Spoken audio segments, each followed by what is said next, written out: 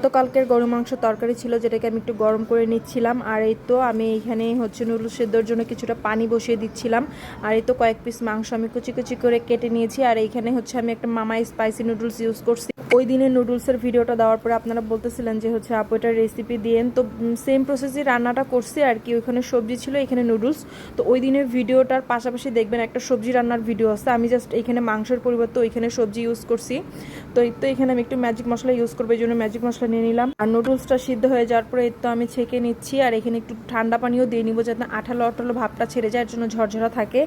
তো এই তো এরপরে খুব সিম্পলভাবে আমি করছি আর কি খাবারটা। আর এরকম মানে সবগুলো মশলা আগে আমি ঢেলে নিচ্ছিলাম, যেন ওইখানে চুলার ওইখানে যেন প্যাকেট খুলে দিতে সময় নষ্ট না হয়।